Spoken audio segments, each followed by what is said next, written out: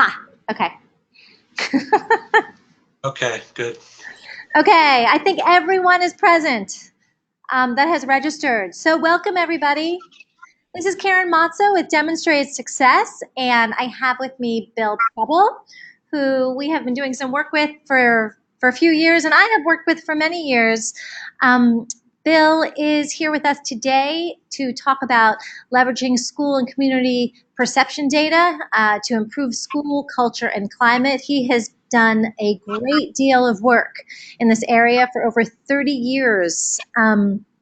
Bill is the founder and executive director of the Center for School Climate and Learning. And he also is a professor at New England College in Henniker, New Hampshire. Bill has worked with us this year around helping us. We've used his survey with a school this year, his perception surveys for parents and teachers and students. And we've been collecting that data in a high school in New Hampshire, and we've been doing a lot of great work with Bill this year. So I welcome him, and just to give you a few logistical pieces of information, there is the control panel on your right-hand side. Right now, everyone that's attending is muted. If you have a question, there is a place to write in questions.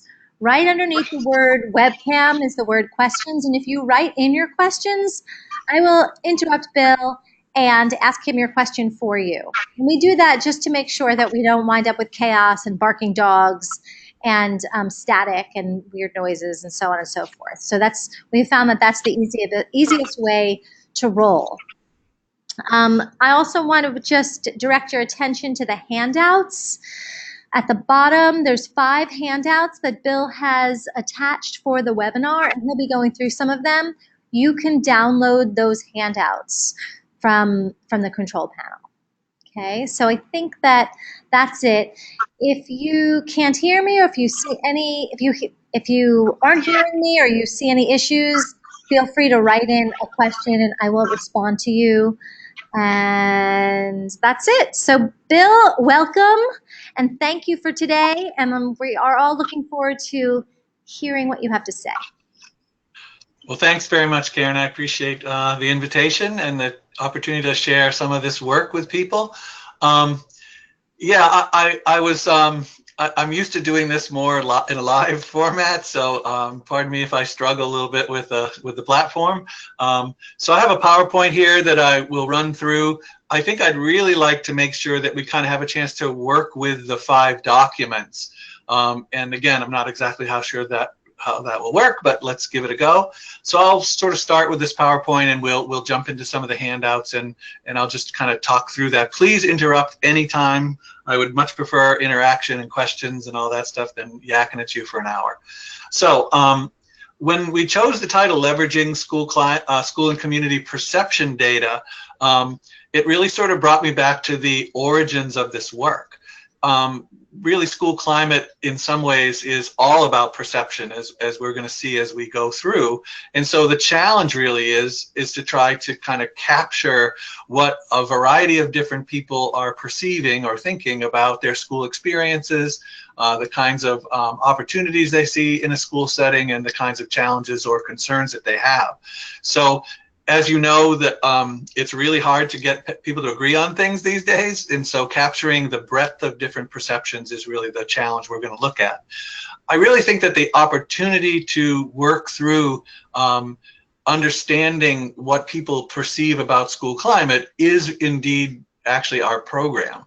It's the process of unpacking people's perceptions, sharing those out, making sense of them together that really is the essence of this program. So let me walk through some of these slides and get us rolling here. What I was hoping to do is to gather you together, and we're going to show you how we use perception data to promote discussions and debate about school, specifically about climate and culture. And we'll come back to the difference between school climate and school culture, which everybody seems to kind of conflate those two things. But when it comes to sort of really listening carefully to what people are talking about in relation to their schools, a lot of the perception data fall into either the climate pile or the culture pile. And when we start trying to find solutions, we have to know what we're trying to work on. Are we working on climate or are we working on culture? I want to show you a process that we've been using for about almost 30 years now, called Youth Participatory Action Research, or YPAR. We believe in doing this work, but we mostly believe in doing it with kids. If we want to talk about school climate and our perceptions of school climate, I always ask students, how many of you kids see things that grown-ups don't see? And they all raise their hands. And when I ask grown-ups, how many of you think that your kids see things every day that you as adults don't see? They raise their hands. So the idea that we actually have very, very different perspectives, whether we ask kids, whether we ask students, whether we ask parents about school issues. And so to really understand it, we need to understand all those points of view. And I really do hope that we have a chance for your questions and we can kind of really gear this to the things that you're interested in. My favorite quote related to school climate is by this guy named Jerome Freiberg. And it's a pretty powerful quote. School climate is like the air we breathe. It tends to go unnoticed until something is seriously wrong. I will tell you that when we started this work, it was 2 years before Columbine. And I think school shootings, I think school violence, I think all of the kinds of things that have happened over the last 30 years that really tend to devolve back to something going seriously wrong. If you really look at the data that's being collected by the Secret Service, by the FBI around school shootings in particular, they all refer back to school climate issues and school culture issues as some of the root causes or some of the most important preventative things that we have to do to prevent school violence and increase school safety. So safety is one of the reasons why we're interested in this work, but there's a variety of others as well. This idea that school climate, it refers to the kind of the quality or the character of school life. I wish we had a little those little signals where you could vote with your computer. I would say, how many of you think that you can actually feel the climate of a school when you walk through the door? And when I talk about that with teachers and kids, a lot of them go, yeah, you know, it's kind of true. Some schools you walk into, you have an immediate feeling of the quality or the character of that school. Other schools you walk into and there's all kinds of messages that that school is really not a very fun place to be, not a great place to be a kid, maybe not a welcoming place for a parent. Maybe it's not a really welcoming place for teachers. Maybe it's a toxic place for teachers. And so this notion that climate refers to all of that stuff makes it really difficult to measure it and to kind of collect data on the elements of school climate that matter most. I want to just show you how old I was when I started this. I want all of you out there in TV land to think that's how I really look, but that was 30 years ago. That was us doing a retreat for our first major student leadership initiative we did in oh, that says 1886. That's even worse. When you see the real picture of me, you think that was 1886 probably. But I got into this work not on school climate so much, but on student leadership and student voice because of a student that I had when I was teaching middle school. Her name was Samantha Smith. Maybe if you're really old, you'll know her name. She was quite famous for a while. She was actually one of the first American kids to ever visit the Soviet Union. She went over there during the height of the Cold War. This is her actually in the Kremlin speaking. That's the letter she wrote to Yuri Andropov, the General Secretary of the Soviet Union, who responded to her the letter and invited her to come visit Soviet children. And she and other children around the country, around the world at that point, were challenging the nuclear annihilation threat. And that grown-ups had created a world that kids were frightened of, that kids thought were stupid and unacceptable. And Samantha became a peace activist and traveled the world working to really get adults to pay attention to what kids thought about their policies and their practices. So she was the first youth activist I ever met. She was my 7th grade advisee, and in her 8th grade year, after spending her first since she was in the 5th grade, she started doing this. She came to our school in 7th grade, and her 8th grade year, she died in a plane crash with her dad, coming home from the Soviet Union, where she had been visiting. And the people on the right are some of my classmates who are this is Sarah Warren on the right. She was Samantha's classmate, and she picked up Samantha's work and she has spent the last 30 years doing activist work with young people and young people's voices. So they were my inspiration for this work. And so we think about student perceptions as being something worth paying attention to and capturing, to include in any discussions about schools and school reform. And so we use a process of student action research to kind of capture this spirit of Samantha's work. Another group of young people that have come together to improve social justice, improve the quality of education are this group. These are people as part of an alliance that have been formed recently that we're working with. The National Science Foundation has funded the We the People Math Literacy Alliance, and these are people that are gathering together to ensure that kids who score on the bottom quartile in national mathematics tests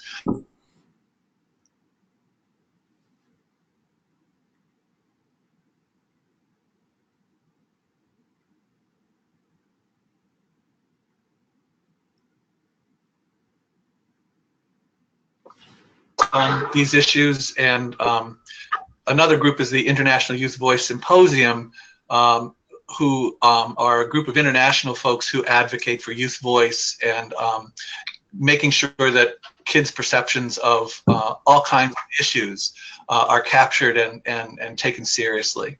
So just wanted to show you those other organizations that are doing this work as our partners, and we learn a lot from all of them and do this.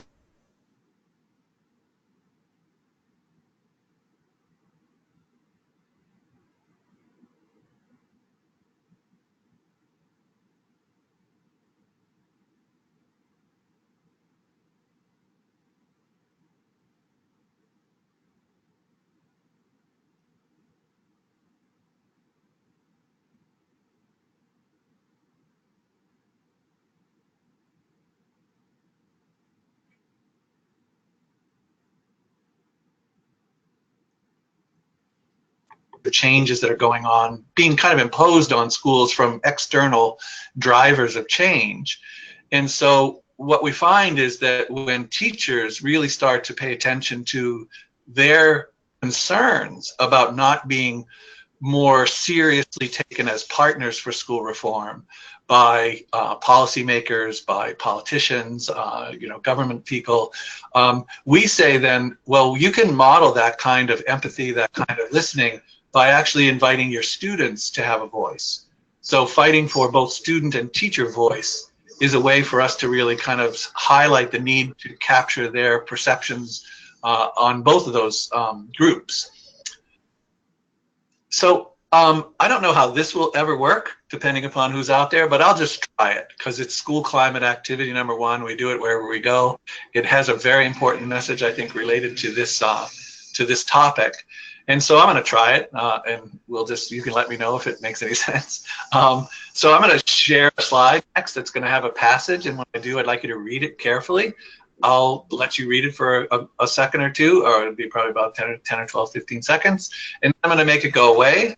And then I'm going to, if I can talk with you, I would ask you to give me your response to the slide when I ask you the question. We'll do it a couple times, and we'll see how it works. And you can write in your responses. Okay, that would be great. So I can see them all. Okay, so the question really is, please read this carefully, and I'll come back and I'll ask you a question about what you read in just a second. Here we go. Ready? Read.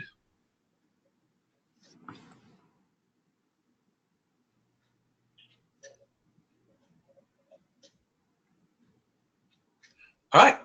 So here's the question: how many F's did you read? And I know that's like cheating, like you didn't know you were looking for F's. So just kind of try to visualize what you read. Think about how many F's were on that slide. All right. If anybody has written in, that would be great. Do we have any responses, Karen? Yep, I have one person wrote in 8. Okay. Someone else wrote in 6. Yeah. Someone else wrote in 4. Another person wrote in 4. Cool. So if we had 100 people in the room, I think that people would be all over the place from no F's to 10 F's on that little passage. But now that we've seen it once and you know the question, I'm going to actually let you read it again. And I'm going to ask you the same question in a minute. So read it again carefully.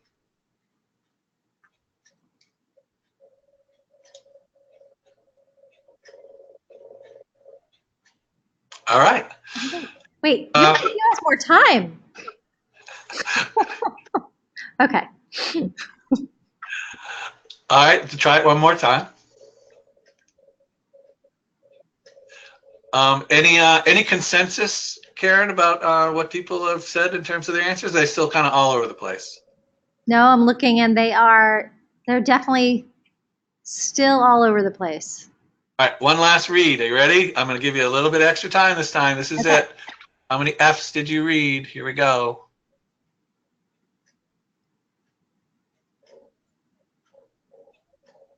All right. Last one. Try to. Somebody wrote 3. Somebody wrote 4. Another person wrote 5. Another 3.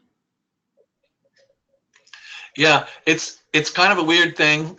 We could do this for the rest of the hour, and you will never agree how many F's are on the card. It's ridiculous. And so I want to just take the blame for that. Maybe I wasn't a very good instructor in giving you your instructions. Let me give you a completely different set of instructions, and I promise you we're all going to come up with exactly the same answer this time. Ready? So this time I'm going to show you the slide, and even if you're sitting there by yourself in a room, I want you to read the slide out loud. You can run your finger along the words and count the F's out loud as we read. Here we go. Ready? Here we go. Finished 1, files 2 are the result of 3, years of 4, scientific 5, study combined with the experience of 6, many years. How many F's are there on the little silly card? 6. 6. And so that everybody got 6. So the question is, did you have any blind spots? And so that would be, here's a blind spot. If I could hear you, I'm sure you'd be saying, oh, I missed some of those F's in the of words. That was my blind spot, definitely. Oh, and the reason is that your brain reads phonetically. And so your brain actually read V. When you read of, even though you were looking for F's, if you were reading it, you read V. And you could read that all day long and never see the F in of. It's a blind spot. We do that little trick as school climate activity number 1, because I guess I would ask you this. Do different people have different kinds of blind spots in real life? I always ask kids, like, do girls see things differently than boys see things in your school? And they all say yes. Do little kids have different ways of seeing things, that they see the school differently than big kids do? Do teachers see things that kids don't see, and do kids see things teachers don't see? And if that's the case, and our perceptions are all over the map, just like the number of F's on that card, but probably even more so in real life, what impact can that have?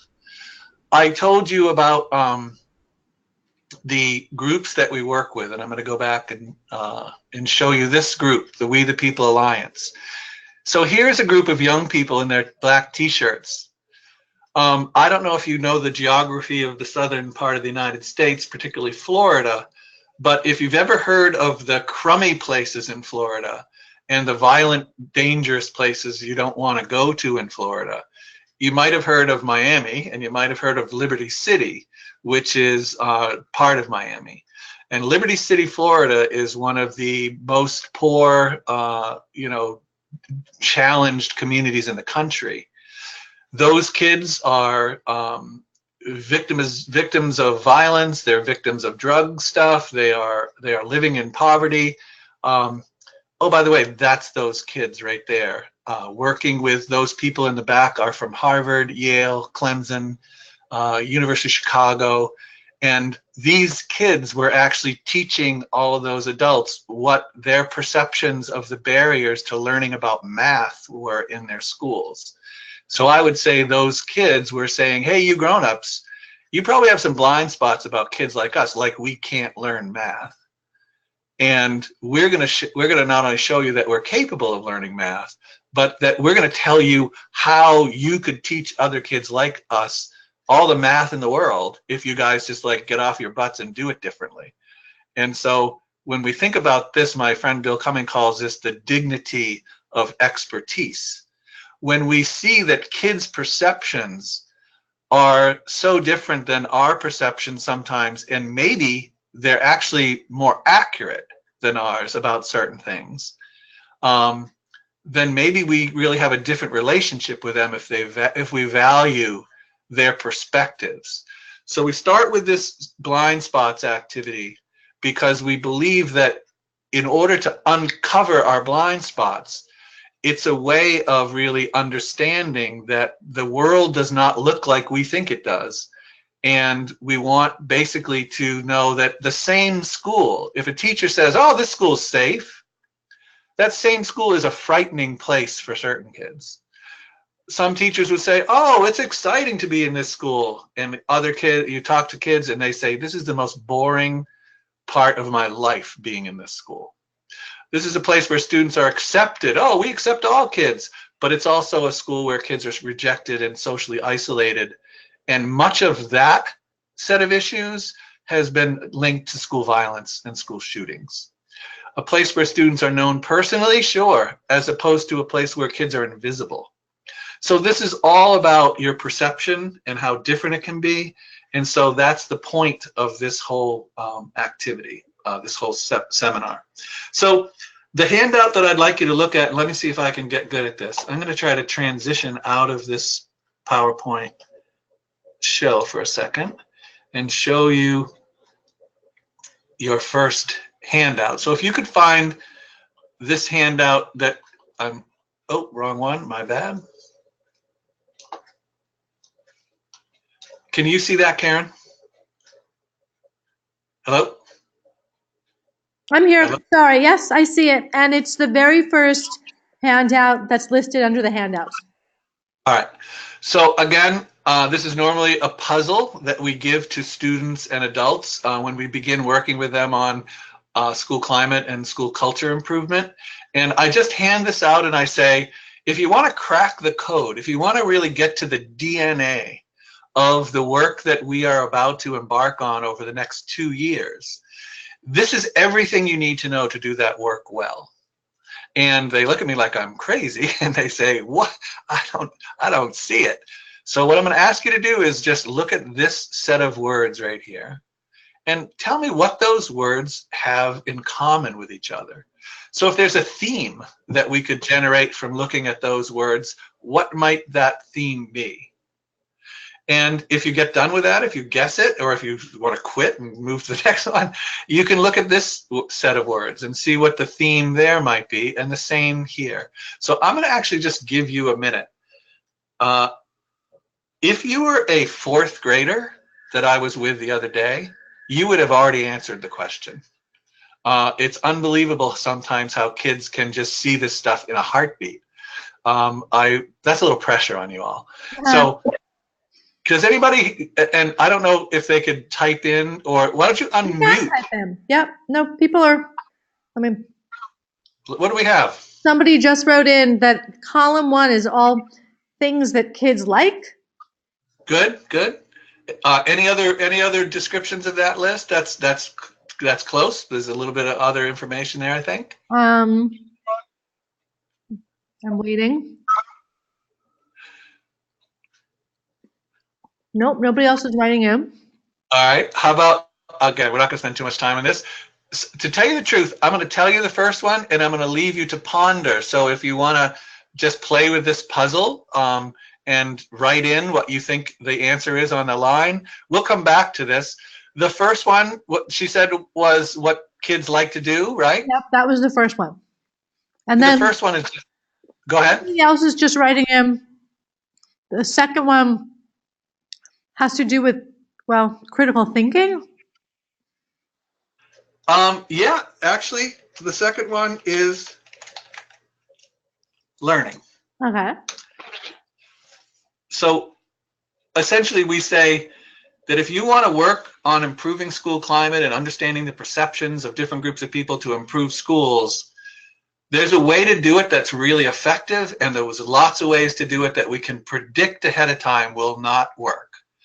If the work is not fun for everybody in some way, I promise you it's not going to go very far. And especially if you're working with kids. So when we work with kids, we promise them that any of the things we're going to do with you, if it's not fun, you need to let us know. It's not all going to be fun, but part of it's going to be fun. The second part is we say, you're not just going to have fun though, because the work we're doing is really important. And in order to do it well, you actually have to learn some things. And so we have student leadership teams that come together in these schools that are carefully selected to be really diverse teams. And in our first meeting with them, we promised them that this is the way we're going to kind of frame the effort. It's going to be fun. We're going to all learn. And the last one, does anybody want to try that? Has anybody given anything on that one? This one we call taking action. That those are all things that you do instead of just talking about stuff. You actually need to do something. You need to step up and be a leader. And those are all ways that you can, working with us, you can step up and take action.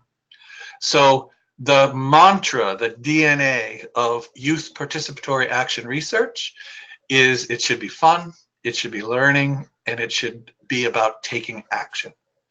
I'll come back to the two at the bottom. Those are for the adults.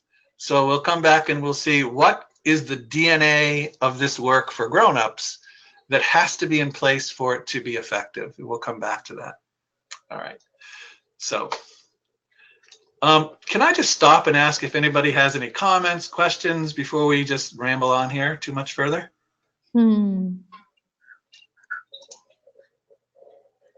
I don't think there are any questions. All right. Nope. All right, so we'll keep going. So we call that cracking the code. I don't want to spend too much time on this, and Karen, you have to keep me honest about where we are with time. Okay, we have about a half hour. All right, so I think I've tried to make the case about the importance of perception.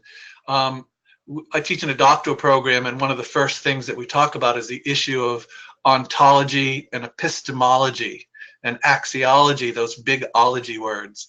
And all it is really is really the fundamental question that any researcher needs to ask is, how do I know what's real? How do I know what's true? And how do I know what's good?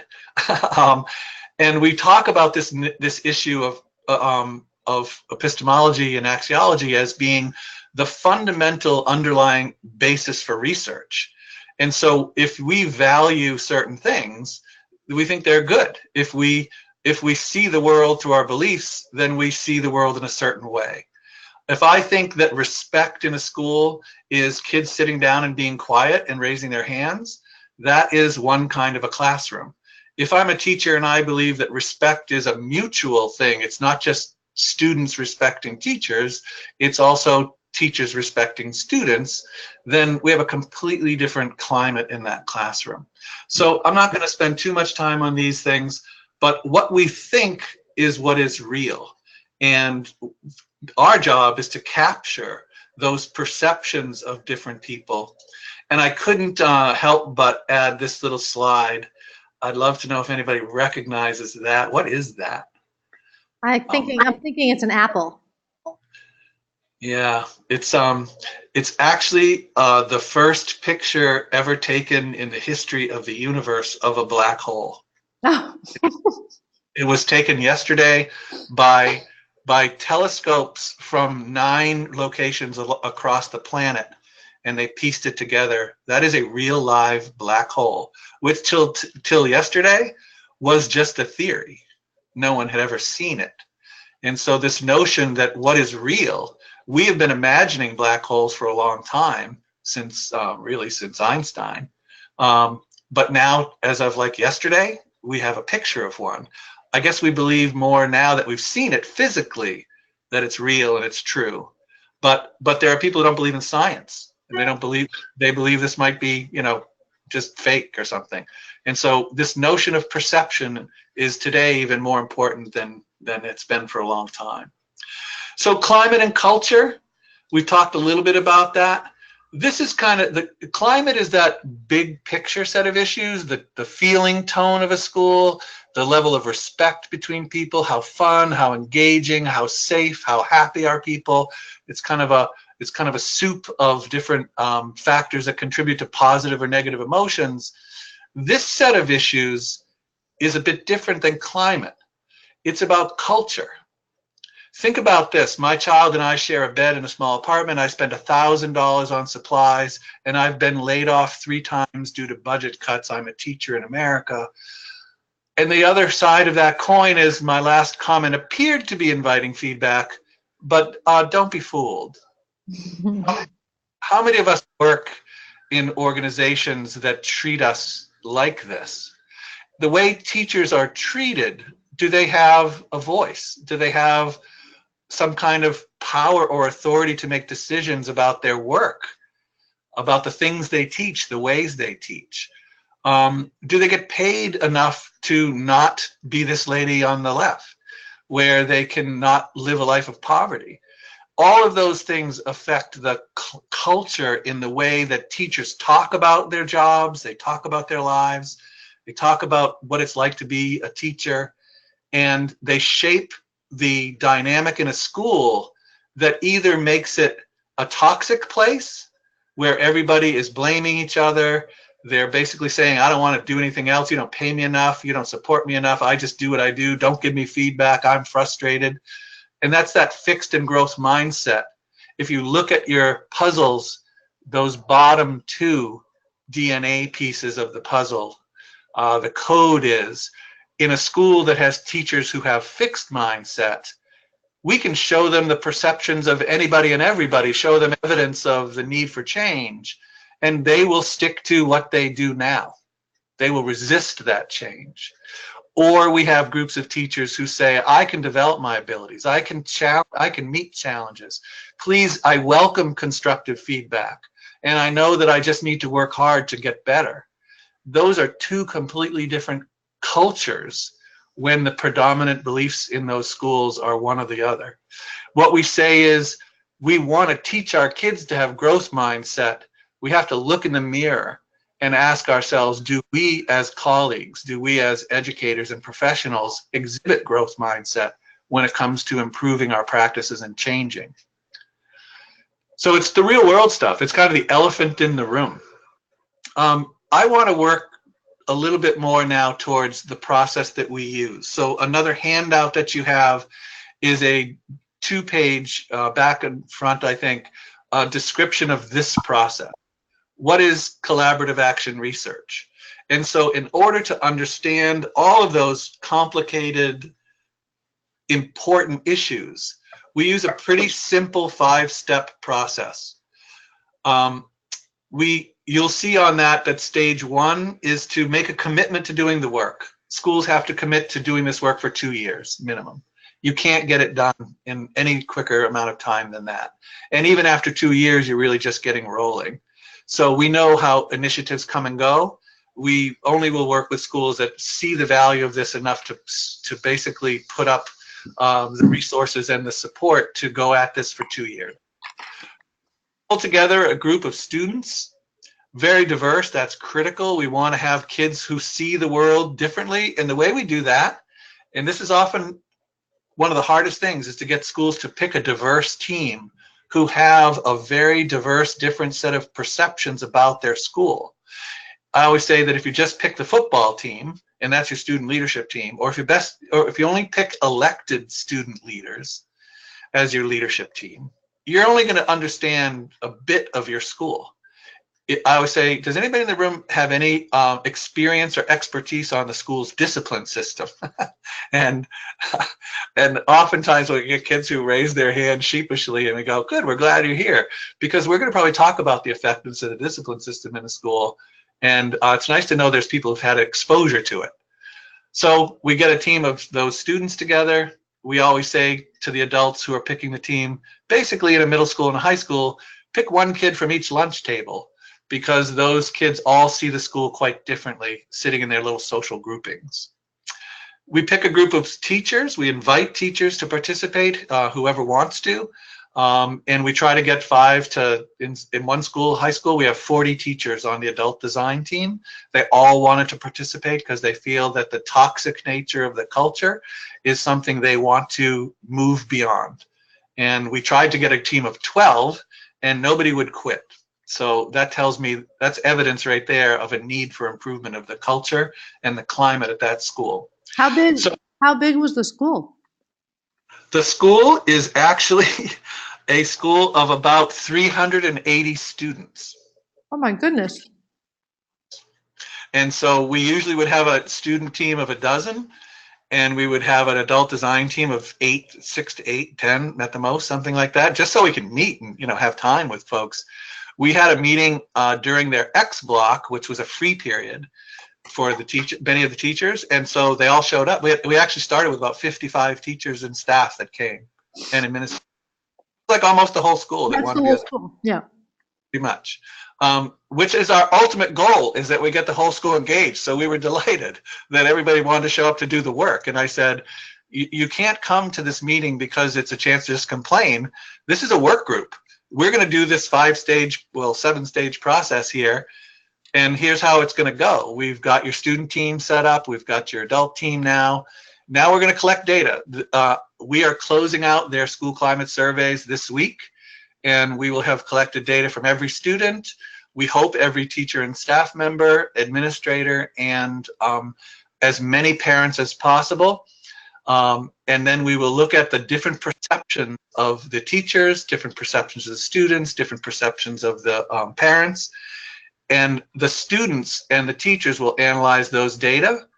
They will set goals for improvement, and they will become advocates for improvement projects and activities that address those goals indicated by the data. They'll work on those for a year, and a year from now, we will collect data again, and we will see what happened. Did perceptions change? One of the really cool things about perception data is it's pretty easy to change it. All you're doing is changing people's minds. You don't have to get them to apply some strategy. You just get them to think differently, and everything else follows. So if you have students who are saying, my teachers don't know my name, only 40% of the kids say my teachers know my name, or only 60% of the teachers say my teachers know what I'm talented or good or smart in. And then we look at the teacher data, 98% of the teachers say I know my student's name. 95% of the teachers say I know my students' talents, strengths, and interests. And so there's a real gap in perception, and that gap becomes the focus of our conversation. We have the gaps between students and teachers sometimes of 40, 50, 60%, where way more teachers say that something's happening than kids say it's happening for them. And the first reaction when teachers see those data is to deny it, is to say, this survey's wrong, this data's wrong, it's their blind spots. They're saying, I see 3 F's on this slide, Bill. Don't tell me there are 6, there's 3. We always do that F card blind spots activity before we show them the data, to remind them before they start denying other people's perceptions are true or real, that they were the ones who missed F's. So why would we expect them to see perfectly other things? It humbles us all when we miss those F's. It makes us pay a bit more attention to, maybe we're missing something, maybe we should work together, look at the data, and then figure out something we could do to improve, which is just modeling that growth mindset. This idea of bringing students to the table. When we bring students to the table, as Clemson said, it brings out the best in grown-ups. We know that when teachers look at these beautiful little kids, their endorphins levels in their brains changes. Their chemicals are released when we see these cute kids saying smart things, being just amazingly brilliant and so honest. It brings out the happiness in teachers, and it starts to cut into that dog-eat-dog, exhausted, tired culture that teachers are experiencing in unbelievably increased numbers. I would ask you to thumbs up, thumbs down somehow. Do you see a change in adult culture and teacher morale in your school over the last decade? And we know that teachers are under unbelievable duress. When they can work to improve their school with their students as partners, it's happy work. And it's work that many teachers tell us, this is why I got into the business of teaching to begin with. I can say that in the work that we've been doing this year in the school that I'm working in, I've definitely gotten that feedback from the teachers with whom I'm working. You know, the kids come and we all work together, and they have all talked about that, how nice it's been to get to know these kids on a different level and the sort of the joy that comes from that working group. It's very interesting. So one thing about going from that young guy with his wife, with the Samantha Smith group, to being an old guy now, is I've had a lot of time to work on my survey. I just wanted to show you how we have come to measure these perceptions of climate and culture. We began by interviewing individual kids. We started actually before Columbine interviewing victims of school bullying and harassment. Kids who were victims, kids who were perpetrators, they were the bullies, and kids who were school leaders who actually were like stepping up and doing things to make the school a better place in the eyes of the adults in the building. When we interviewed them, we didn't know which was which. And oftentimes it was really interesting. We would always walk away with a theory about, oh, well, that was a bully, that was a leader, and a lot of times we would find out we were completely wrong about those labels. Oftentimes it was the leader kids who were the biggest bullies. Oftentimes it was the kids who were the victims who were the most generous and helpful to helping others. And so we learned a lot that what you think you are going to see, you don't necessarily see. We then started collecting open-ended questionnaires where kids would write books about their experiences and their perceptions. They wanted to tell their stories. And from that, we were able to develop questions for a survey that we knew were capturing the themes and the issues. And our most recent survey, we've done the kind of scientific validation of the instrument. And this is how we measure school climate now.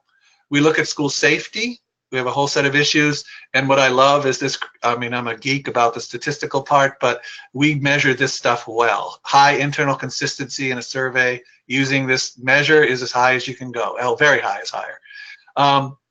We look at students' perceptions and adult and parent perceptions of discipline systems and systems of student support in the building. We look at the idea of respectful relationships, peer-to-peer, student-to-teacher, teacher-to-student. And we look at teaching and learning.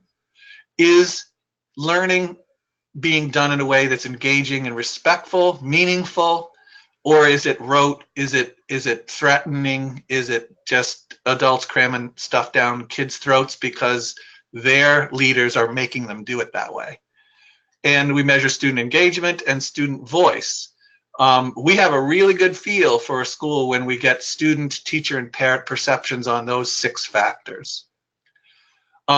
I wanted to actually move to one of the handouts again, if we could. So let's get out of here. What's the name of the handout, Bill? Let's do evidence of safe measures effects. Okay, so that is the second one down in the handouts listing.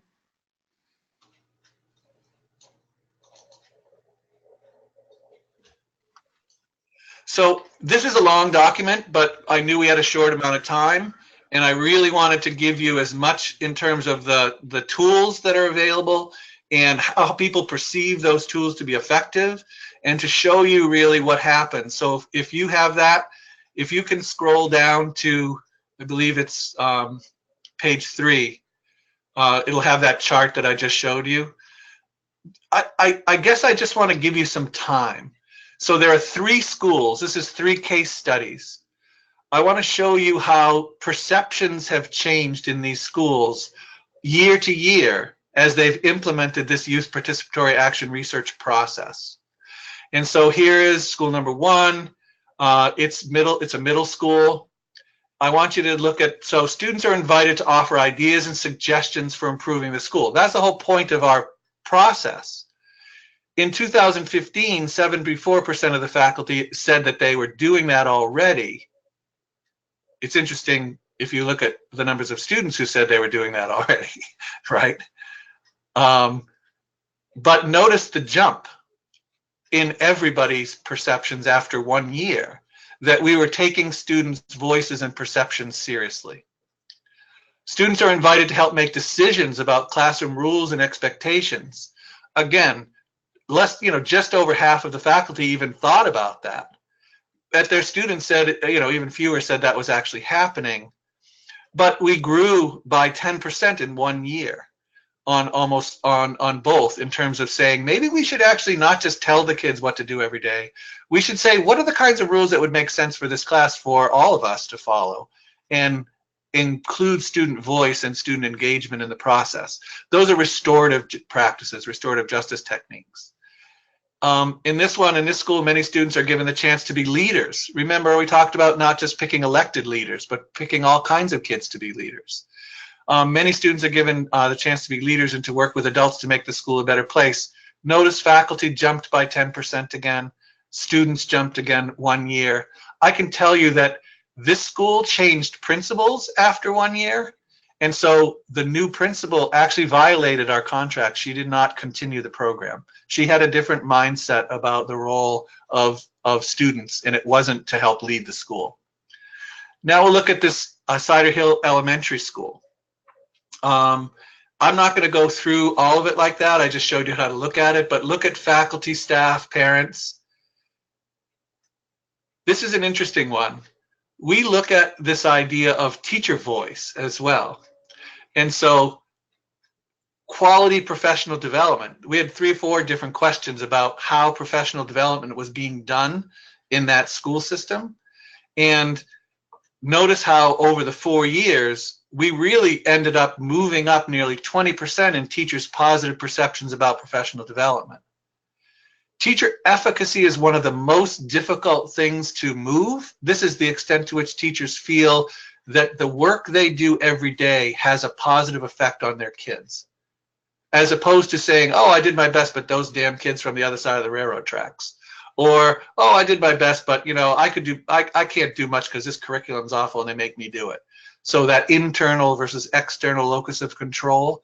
The fact that we were able to move this teacher efficacy, where teachers started to feel more like the things they did were effective and mattered, part of that was because they saw the effectiveness of their work on changing student attitudes and students' perceptions of things. Here's an example.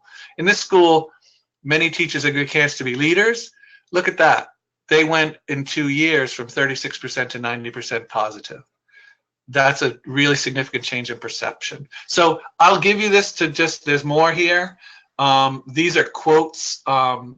This is a whole research, like lit review on the work, if you're interested in that, where the research is connecting with this work, and a bunch of client testimonials that tell you what they got out of it.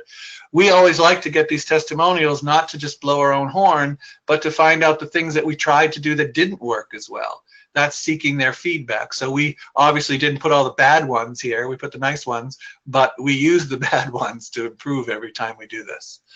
All right. So how are we doing for time, Karen? We have about 9 minutes. I'm going to stop again and see if there's anybody that has a question that they would like us to address. I don't see any questions here. No, but What I is think that the people on this webinar, one thing that we came up against this year was the New Hampshire law that says that for surveys like this, basically parents have to opt in to have their students take the survey if the student is under 18 years old. And I think that that law has actually changed as of very recently to parents have to opt out, which should really help this work a lot in the state of New Hampshire. So in other words, a parent doesn't have to explicitly give permission. The parent has to say that they don't want. If a parent doesn't say that they don't want a student to take a survey, then it's okay to go ahead and administer that survey. So that's been a really great change in New Hampshire in the last few weeks.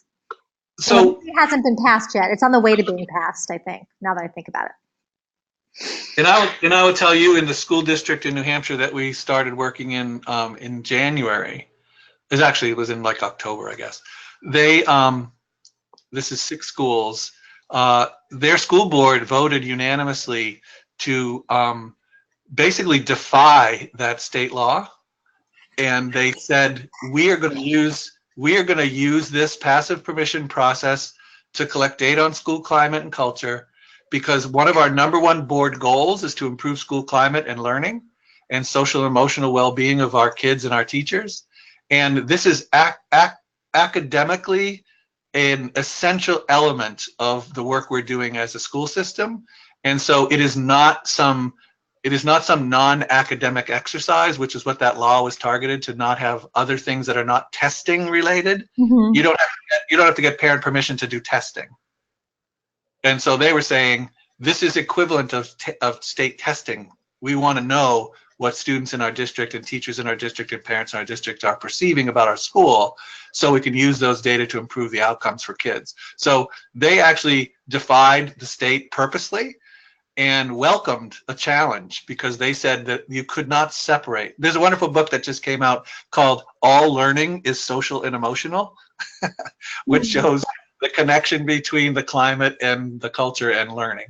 So that if a kid is feeling threatened, or the school is dangerous, or that kid is feeling really disrespected, then their brain is not ready to learn. So anyway, it's an interesting challenge that they set up for school districts to either follow that rule or defy it, and to create a rationale that they felt good about. And that I was very proud of this district, that they were willing to go to the mat about how important it was. So I'm just going to show you that we collect the survey data, but we also collect open-ended responses on the surveys.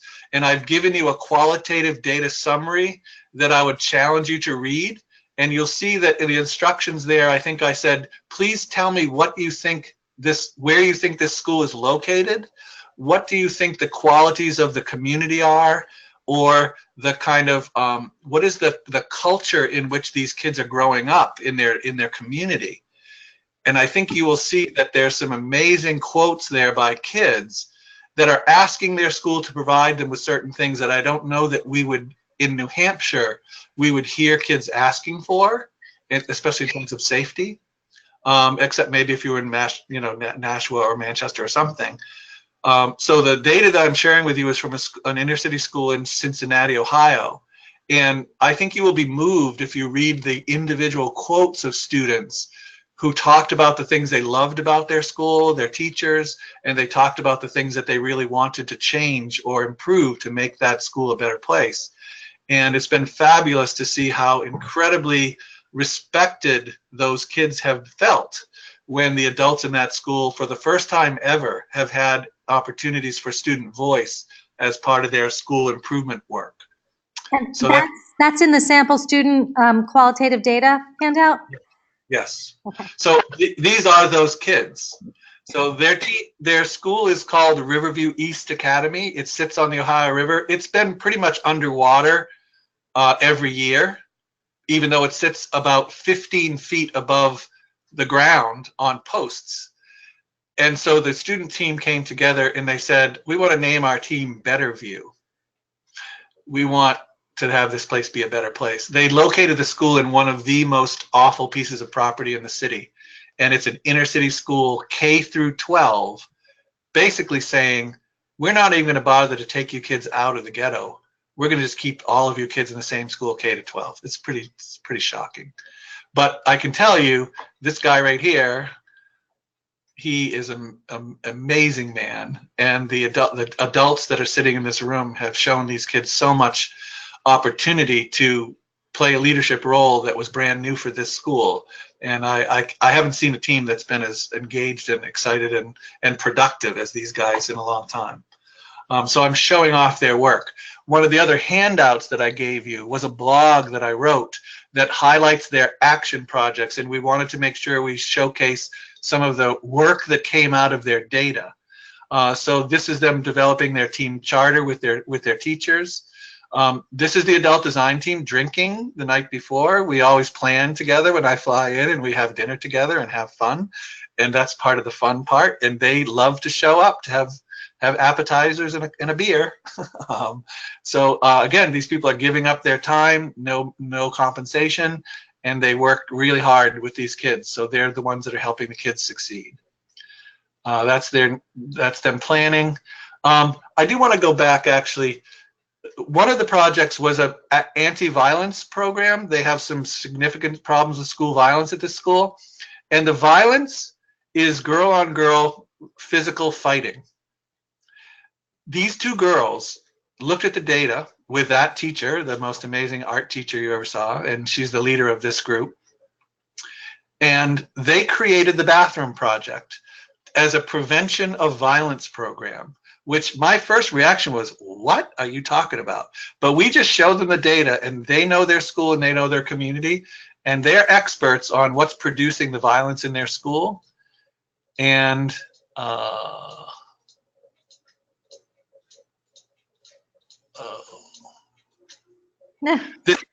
this is what they created, and they're by this time now, they have done 16 bathrooms this way, and they change these statements about every month and a half or so.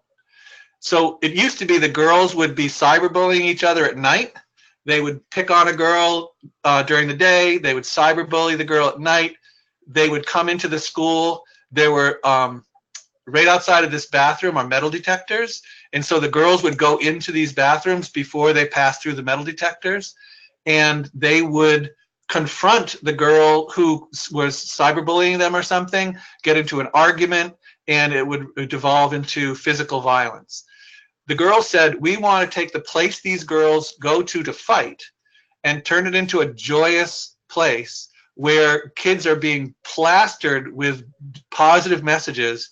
These are selfie zones where they are now being encouraged. They have these little contests to produce the most positive, wonderful selfies of them in these bathrooms in front of these places. And so what they've done is flooded social media with positive messages instead of the toxic messages that were only the ones that were out there. And this was what they felt would improve school violence. The open school, every new kid for the school was given a tour of the bathrooms, and they explained to every new kid why they did this project. They had television there, parents came. This has been the subject of a lot of media coverage in the city of Cincinnati. These kids are rocking it, and they're about to do their post-test data collection, so we get to see what happened. So I just wanted to end with showing you some of the ways that kids analyze the data and then share their results with their peers. They have to work. You can't do this work without administration supporting it. You can't empower kids if the leaders of the building do not believe in listening to students' voices. Otherwise, it's a lie. And so these two, principal and assistant principal, sought out this program, and they really 100% support it. And kids learn just because they have a perception and they get a voice, it doesn't mean they get their way. So there's a difference between voice and actually working as partners to solve problems with adults. And they learn the skills to navigate schools as pretty treacherous little bureaucracies to get their work done. It's not a tokenistic, oh, you're a kid, you're cute, we'll let you do cute things. These kids are asking for changes in the discipline system, changes in the way teachers teach, changes in the relationships between teachers and kids, etc. So that's my final slide. um, are the most of the schools that you work with, Bill, middle and high schools? So what are the Yeah. that we work with in this area? Now, I'm actually finding that elementary schools are amazing with this work. The elementary school, I didn't show you too many of the elementary slides, but I will flip back to a couple. Oh, here's one. So this is My Teacher Knows My Talents, Strengths, and Interests. We showed kids the data. They said, what if we just made sticky notes and put the things we love and we're good at on our faces and walked into the classroom? That was their action project. So does that follow our fun learning and action mantra? And so they do really fun. This was a high school that they felt that the teacher-student relationships were really devolving. Lack of respect, lack of teachers' knowledge of students and what they were really about. It was much more focused on academics than on the kids, they felt. And so what they did was they created these beautiful portraits of teachers and students. And if you notice down here, they have this QR code. And so if you just take your iPhone or your phone and you take a picture of that QR code, an incredible biography and story of all the amazing things about each of these people pops up on your phone. It's from a project done in New York called Humans of New York. Yeah. And those kids heard about, so this is Humans of Wilton. That's great. So I just wanted to highlight that the projects are supposed to be engaging, fun, different, novel, not a ton of work, but they just make people happy and they make people want to treat each other a bit better, a little more personally. And if you look at the way that we've evaluated school climate, you will see that when they start to do that, their perception data really can improve fairly quickly. And what about administration and teachers making changes in response to the data, changes in curriculum, instructional styles? Yeah. Does that happen as well, or? Yeah, and what's really the most important thing is teachers are so overworked and they have so many different initiatives. Schools are just initiative to death. What we promise is that wherever we can, we will connect these data to existing projects or priorities. So many schools have improving like math literacy as a goal. And what we show them is there's approaches to teaching math to really struggling learners that's based on really fun, engaging, game-based pedagogy. And we model that for the schools, and those teachers actually begin to adopt some of those strategies to make learning math more fun and more accessible to the kids in the bottom quartile. Well, we're doing that in the Manchester public schools right now. Improving math literacy is their #1 district goal. And so for them to be working on math literacy through improving climate, it's sort of like a win-win. It's like that's why we call these sweet spot action projects. So I think the hardest schools to work with in this, and it's almost counterintuitive, is high schools. Because high schools are so stuck in the academic paradigm first, and they're under such duress for test scores and this kind of stuff, and they're under the misimpression that kids' heads need to be filled up with content knowledge in order for them to be good learners, and they don't focus on developing the joy of learning and developing confidence in learning, and some of those more sort of social and emotional aspects of learning. This is the, oh, sorry. I just wanted to show you one of the mindset pieces. I'm probably not going to be able to find it.